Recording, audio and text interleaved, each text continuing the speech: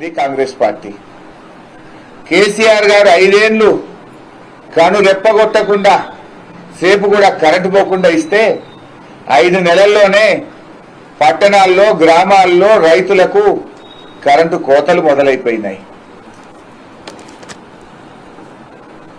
కళ్యాణ లక్ష్మి చెక్కులు తులం బంగారం దేవుడెరుగు గాని కేసీఆర్ ఉండగా టక్క టక్క ఆడవిల పెళ్లిల కళ్యాణ లక్ష్మి చెక్కులు వస్తుండే. ఇలా షాదీ ముబారక్ కళ్యాణ లక్ష్మి చెక్కులు స్లో అయిపోయినాయి. దానికోసం అక్కజల్లలు ఎదురు చూస్తున్న పరిస్థితి వచ్చింది. అంటే మీరు 5 నెలల్లోనే ఇలా మీరు పరిపాలనలో కొత్త ఇవ్వకపోగా పాతవి కూడా ఆపేసింది. ఇవాళటికి 3 ఎకరాలు 4 ఎకరాలు ఉన్న వాళ్ళు కూడా రైతు బంధు వల్లే. కరోనా కష్టకాలంలో కేసీఆర్ గారు సకాలంలో రైతు బంధు అందించాడు.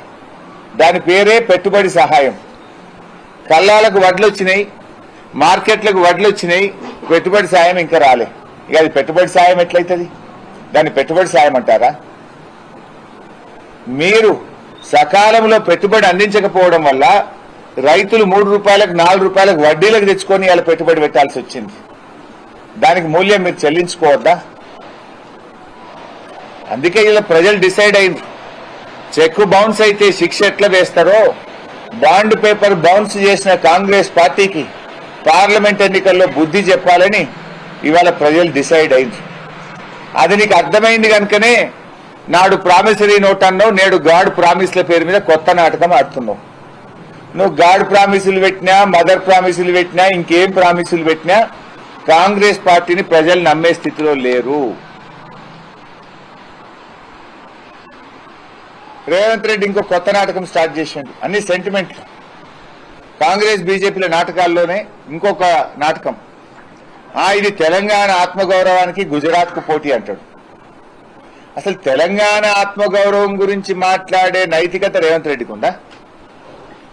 నువ్వు ఒకనాడు జై తెలంగాణ అనకపోతివి, ఒకనాడు అమరవీరుల స్తూపం దగ్గర 2 పూలు పెట్టకపోతివి.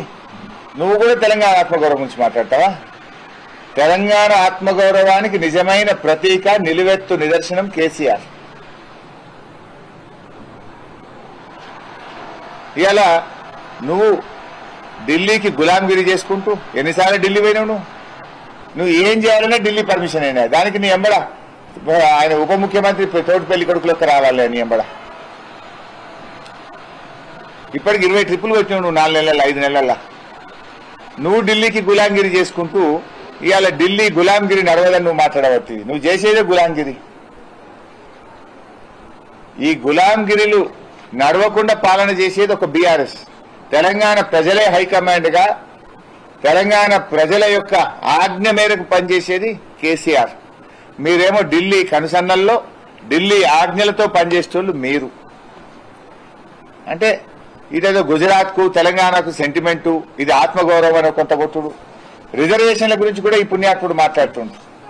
రిజర్వేషన్లు పోతాయనో కొత్త నాటకం. పోతాయా రిజర్వేషన్లు? కేసీఆర్ లాంటి నాయకుడు ఉండంగా, ఇంత పెద్ద భారత రాజ్యాంగం ఉండంగా రిజర్వేషన్లు మారితే ఉంటుందా? ఆ ప్రభుత్వం ఉంటుందా? కూకటి వేళ్లతో పెకిలిస్తారు ప్రజలు.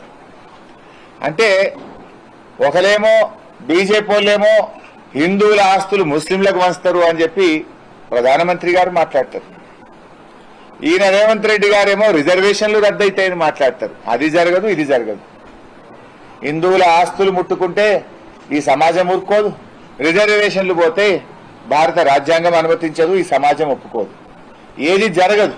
కానీ వీళ్ళేంది, ఇద్దరి పరిస్థితి ఆగమాగం ఉన్నది. 10 ఏళ్ల పాలనలో జరిగిన ప్రగతి గురించి ఓట్లు అడిగే పరిస్థితుల్లో బీజేపీ లేదు. 5 నెలల తన పాలనకు రెఫరెండం అన్నాడు, ఇప్పుడు అది పక్కకు పెట్టిండు. 5 నెలల పాలనలో ఏం జరిగిందో చెప్పి ఓట్లు అడిగే పరిస్థితుల్లో కాంగ్రెస్